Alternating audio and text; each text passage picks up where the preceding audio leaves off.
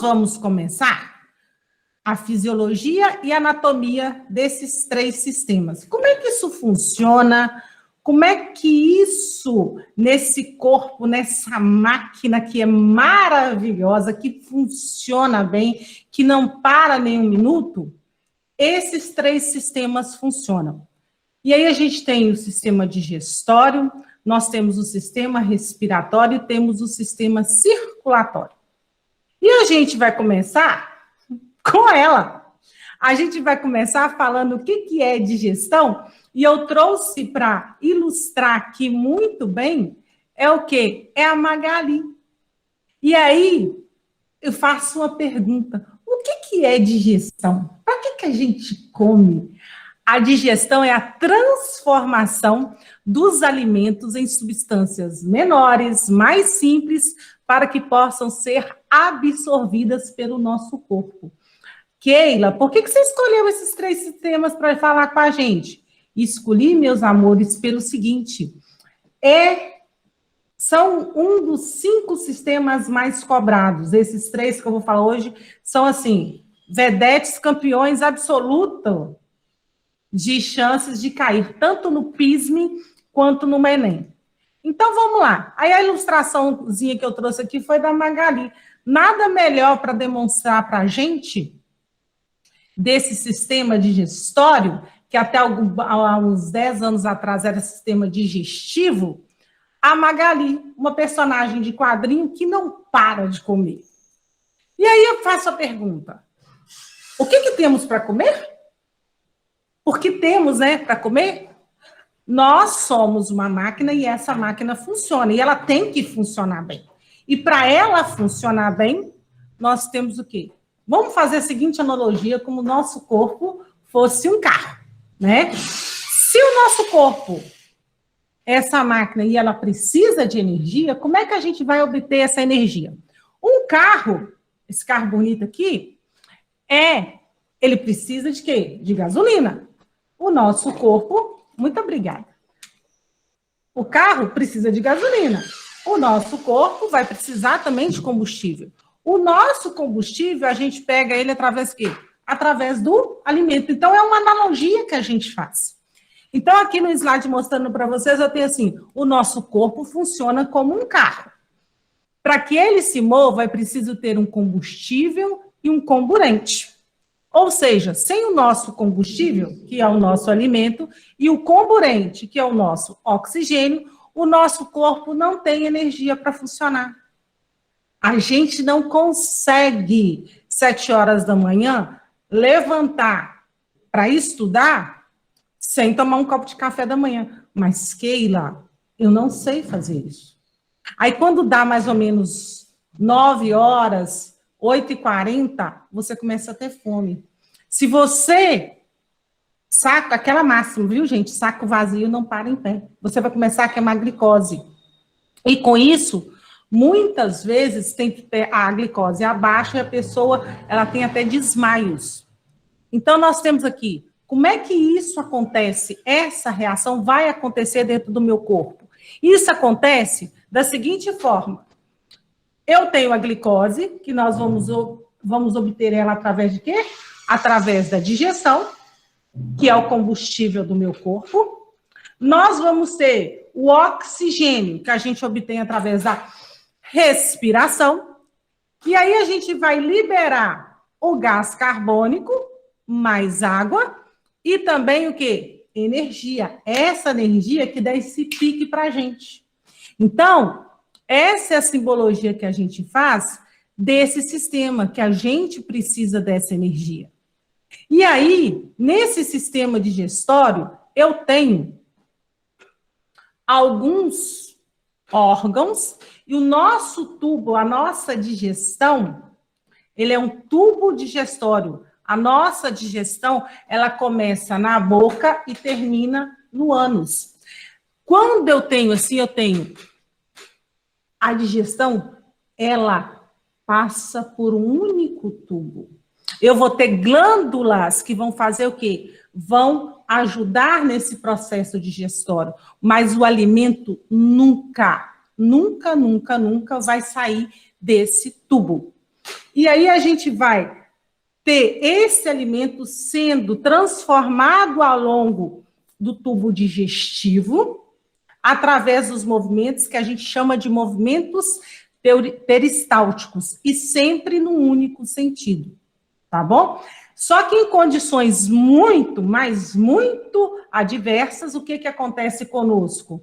De vez em quando a gente tem uma ânsia e a gente pode ter vômitos. Mas se você engolir um alimento, mesmo que você tiver de cabeça para baixo, você não consegue voltar a ele. A não ser em condições muito anormais, a gente, como vômito, a gente consegue voltar esse alimento. E aqui a gente tem a divisão da digestão, que ela pode ser dividida em dois tipos. Numa digestão que a gente chama de digestão mecânica. Essa digestão mecânica, ela vai ser da seguinte forma, que ela é para triturar. Ao triturar, o que é grande, ele passa a ser o quê? Pequeno. Eu vou diminuir. Se já fizeram, eu vou fazer uma pergunta que ela pode até ser repetitiva para vocês. Mas vocês já colocaram pipoca sem sal na boca?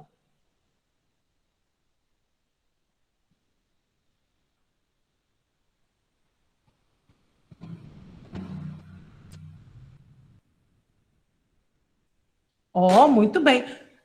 Quando eu coloco, e olha por que eu estou fazendo essa pergunta. Primeira coisa, a gente vai ter uma quebra da pipoca, uma digestão mecânica pelos dentes. Em seguida, eu vou ter uma digestão, eu começo a ter uma digestão química que ocorre através da amilase salivar ou anpitialina, que ela vai fazer o quê? Ela vai começar a ação enzimática do amido na boca. A digestão do amido, ela começa na boca. E aí a gente pode observar, quando a gente coloca essa pipoca sem sal na nossa boca, um gostinho de açúcar. Quem não fez a experiência, faz aí depois e me conta.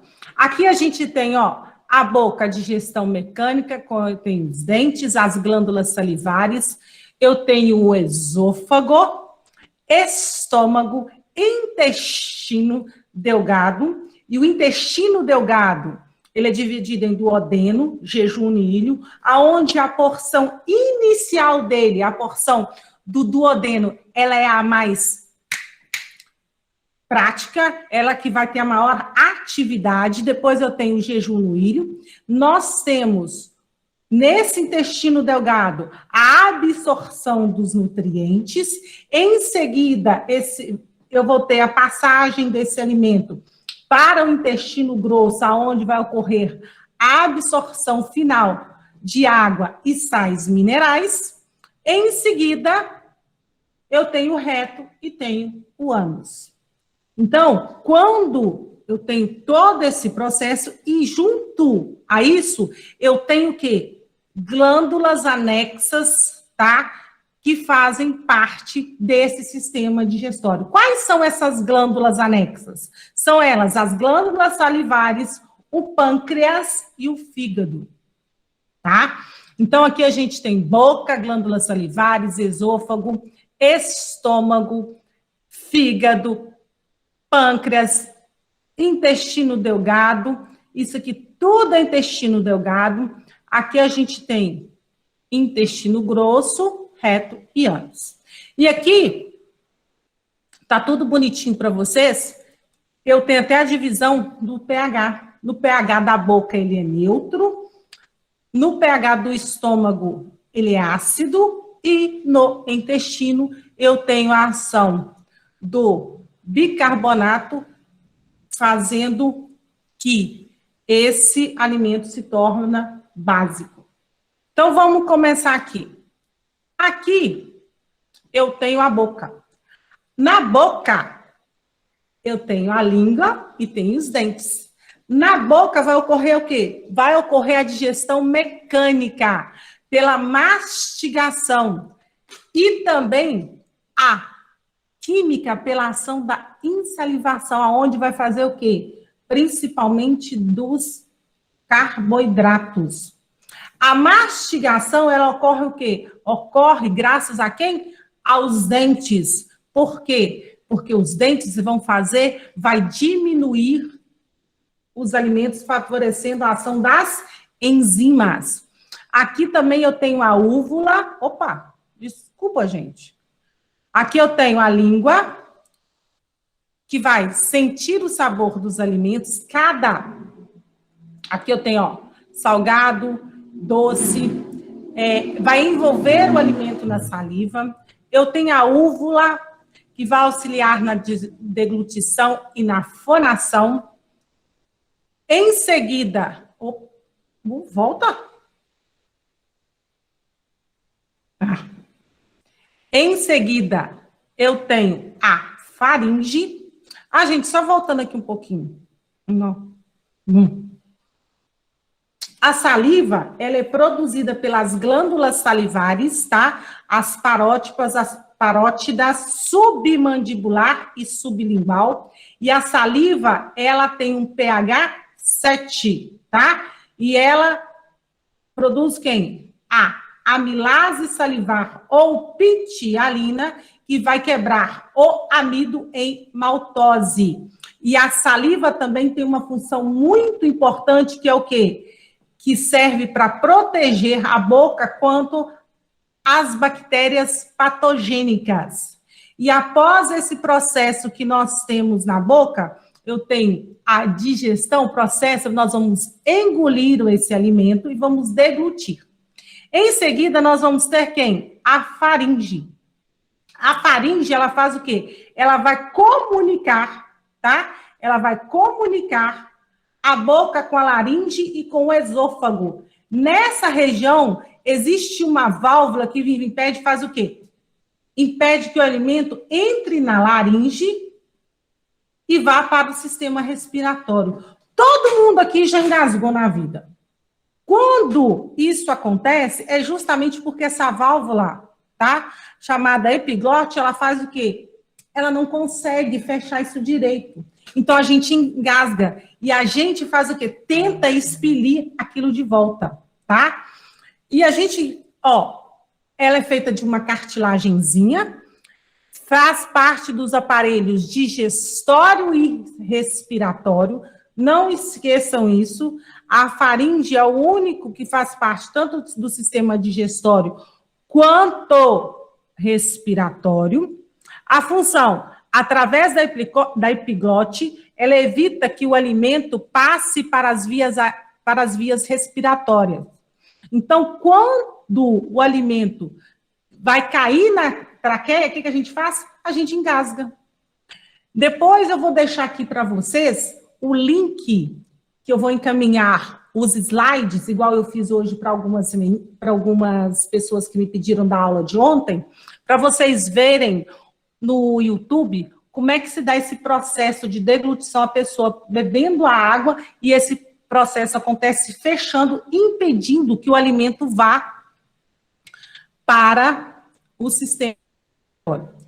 O próximo órgão que a gente tem é o esôfago, tá?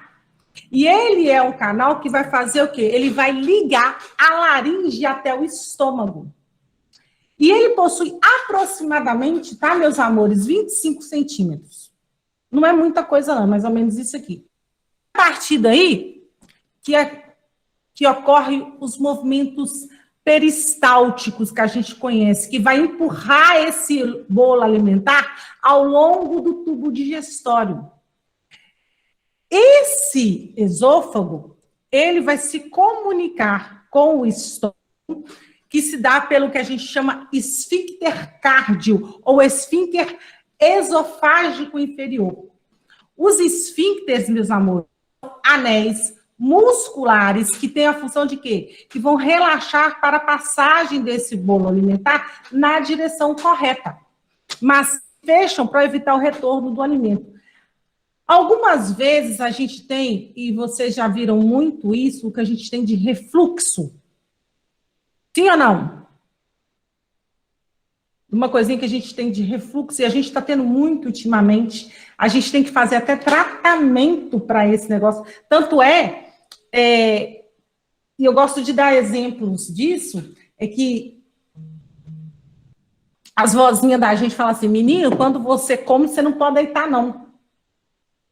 E a gente ultimamente a gente faz muito isso, a gente almoça, a gente janta, e a gente vai, deita, e pega o celular, o meu nem tá aqui, pega o celular e faz assim, ó.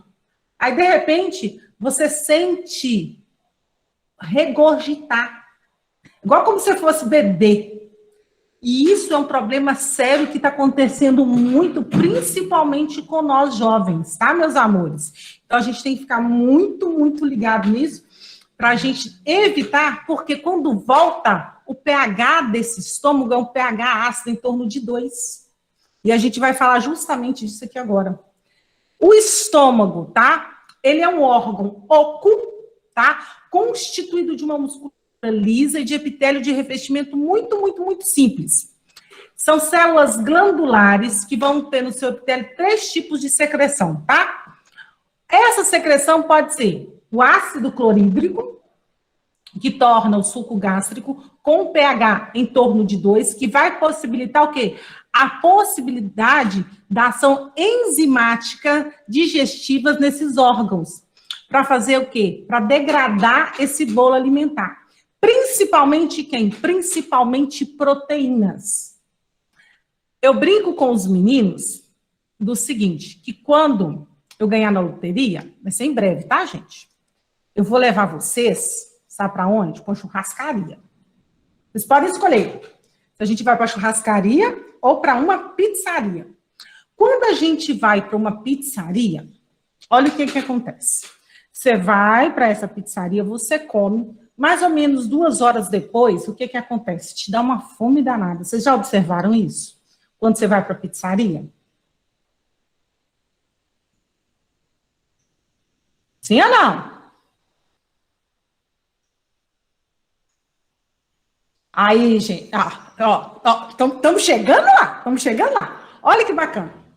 E quando a gente vai numa churrascaria, olha o que acontece. A gente come a carne e a gente enche. Porque a digestão do carboidrato, ela começa na boca, mas ela passa pelo estômago. E o carboidrato não é digerido pelo estômago. Nós temos o quê? A digestão de proteínas no estômago. Então, a gente tem que quebrar ela. E quebra isso demora, porque são várias cadeiazinhas. Então, a gente começa, quando a gente vai para a churrascaria, porque a gente fica empaturrado, a gente fica com aquela sensação assim, né? Extasiado, satisfeito, né? E aqui a gente tem, nesse estômago, o ácido clorídrico com pH 2, que vai auxiliar na degradação desse bolo alimentar. Nós vamos ter principais células que têm enzima digestiva, como a pepsina, para fazer o quê? Para digerir, começar a digestão das proteínas. Aí, um detalhe. Nós temos que perceber o seguinte, que a pepsina, ela é secretada inicialmente na sua forma inativa, que a gente conhece como pepsinogênio. E ela só vai ser ativada sobre a ação de quem? Sobre a ação do ácido clorídrico. Em seguida, nós temos as células da mucosa que vão proteger o muco, tá? Do epitélio estomacal. E um detalhe interessante, os recém-nascidos, né? Outra enzima que a gente tem, que é muito, muito abundante nos bebês, tá? É a renina, que vai provocar a coagulação de quem? Da caseína, que é a principal proteína do leite, fazendo com que ela permaneça mais tempo no estômago, otimizando a sua digestão. Aí, o neném faz o quê? Ele gorfa, aí sai aquele leitinho todo picotinho. É essa enzima aqui. E após a digestão do estômago, o bolo alimentar, ele vai fazer o quê? Ele vai se transformar em uma substância branca que vai dar o nome de quimo. Que isso ocorre pela ação das enzimas chamadas da quimificação. E aqui, mostrando para vocês no slide, que eu falei e não mostrei o slide, Aqui a gente tem as características desse estômago, que tem forma de bolsa ou saco, tem a capacidade de armazenar cerca de 2 litros, é revestido por uma mucosa protetora, a abertura superior chamada de cárdia e a inferior de piloro. Funções: produção de água, ácido clorídrico, que mata os micro-organismos, enzimas digestiva principal, a pepsina, que digere as proteínas. Mas até mesmo, olha que interessante, até mesmo extremamente ácido, vive uma bactéria chamada Helicobacter pylori, vive nesse pH extremamente ácido. Então, quando vocês reclamam, de vez em quando, de quê? Que tem, eu tô com gastrite, e essa gastrite pode ser até de fundo emocional, ou de uma alimentação inadequada, a gente tem que tomar muito cuidado, porque junto e tem que fazer investigação, tá, gente? Muito, muito cuidado com isso, a gente tem que investigar, porque junto a essa gastrite, sendo ela nervosa ou não, ou estresse ou não, ou a de alimentação ou não, pode ser causada também por essa bactéria chamada Helicobacter pylori. Aí você tem que fazer uma mudança na sua dieta, tá?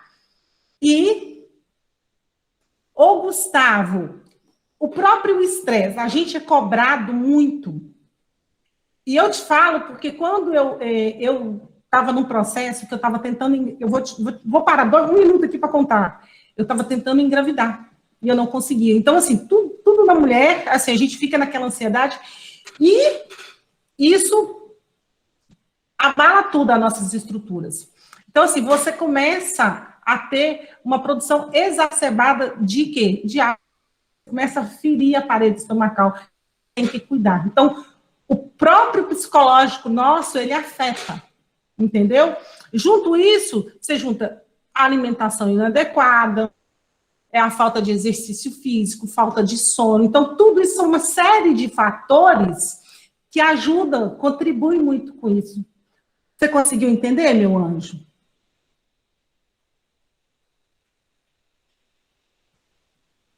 Gustavo? Eu que agradeço, tá? Então, assim, a gente tem que tomar muito cuidado, muito, muito cuidado, tá, gente? Então, vamos lá. Aí, agora, a gente vem falando do intestino delgado. Gente, tem uma questão no Enem, que ela tem as microvilosidades intestinais, e pergunta, e não foi uma vez que caiu, não, tá? Foi 3 vezes, que ela pergunta onde os alimentos, eles são absorvidos. Eles são absorvidos aonde? Nas microvilosidades intestinais. E aí, aonde? No intestino delgado. Então, vamos começar. O intestino delgado, ele é dividido em 3 partes. Duodeno, que é a porção mais ativa, cerca de 10 a 15 centímetros, duodeno. Depois eu tenho o jejum no ilho, tá? E aqui, prestem atenção. No duodeno é onde vai ocorrer a maior parte da digestão química. Por que isso ocorre, Keila? Porque a liberação do suco entérico produzido lá pelo pâncreas. Mas o alimento não passou pelo pâncreas. Não passou mesmo, não. Ele é uma glândula, o quê? Anexa ao quê? Ao sistema digestório. E daí, depois, eu tenho sais biliares produzidos pelo fígado. Gente, pelo amor de Deus, fígado não produz enzima, não. Tá? Se perguntarem, não produz, não, mesmo. Não produz. Tá? Não produz, não. E aqui, nós temos, nesse suco pancreático, nessa porção do duodeno aqui, nós temos algumas enzimas extremamente importantes. Eu fiz uma tabelinha, ela não está no slide, não. Mas eu vou colocar para aquelas pessoas que me solicitarem eu disponibilizar o slide depois, para vocês, o seguinte, quais são as enzimas e onde ela atua e o subproduto, o que quebra, tá? Para ficar bem bacaninha para vocês. Aí a gente tem aqui, esse suco entérico, ele produz amilase pancreática, que vai digerir amido. Nós vamos ter o tripsinogênio, que vai converter a tripsina, que vai digerir proteína. A quimiotripsina, que também digere proteínas. Nós vamos ter a lipase, que vai digerir lipídio. E nós vamos ter as nucleases, que vão digerir quem? Que vão digerir os nucleotídeos. E além dessas enzimas, daqui a pouco a gente vai falar do pâncreas, vou falar mais detalhadamente quais as enzimas que esse pâncreas produz, tá? Aqui nós temos o intestino delgado, as características, dividida em 3 partes, do duodeno, é a porção mais ativa, o jejúnio e o íleo, que tem mais de 6 metros de comprimento e 3 centímetros de diâmetro, e as vilosidades e as microvilosidades intestinais. Você já imaginou se o ser humano fosse do tamanho do nosso intestino? Nós íamos ser muito, muito altos, porque nós temos 6 metros, todo enovelado aqui, ó. As funções: produção do suco entérico, absorção de nutrientes, cerca de 90% da absorção dos nutrientes ocorre no intestino delgado, 10% ocorre no estômago e no intestino grosso. No intestino grosso, meus amores, no intestino grosso eu vou ter o quê? Eu vou ter a parte onde eu tenho a absorção de água e sais minerais. O intestino grosso, ele tem aproximadamente 1,50 m, tá? A primeira região que eu tenho nele é a região do cerco, e aonde está o apêndice, que a gente chama de apêndice vermiforme. Estão lembrados daquelas pessoas que já tiveram que fazer a operação de... Sim ou não?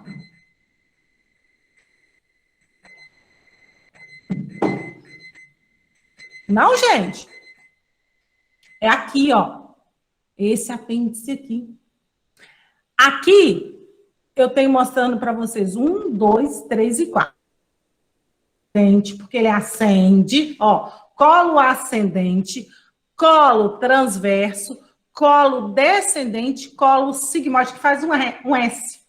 O pessoal que vai fazer a área de biológicas aqui, geralmente, o professor de anatomia, quando ele vai fazer uma prova de sistema digestório, ele pede para você falar aonde está localizado todos esses cólons, para você identificar qual que é essa função do apêndice vermiforme, tá?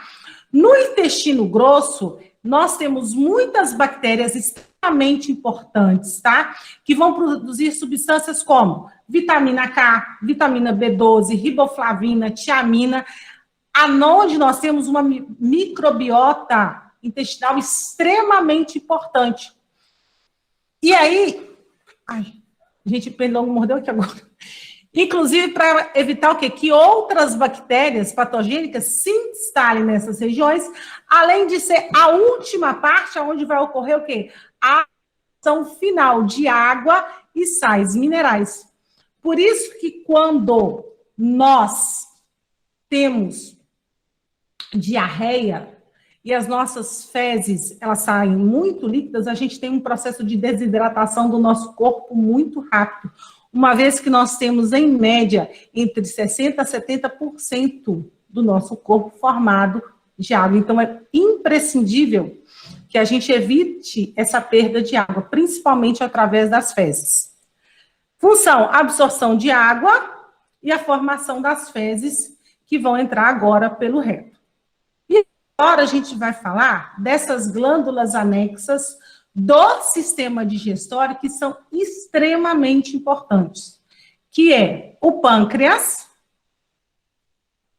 Nós temos o pâncreas, nós temos o fígado, tá? Ele é a maior glândula que nós temos, e aqui as glândulas salivares. Opa!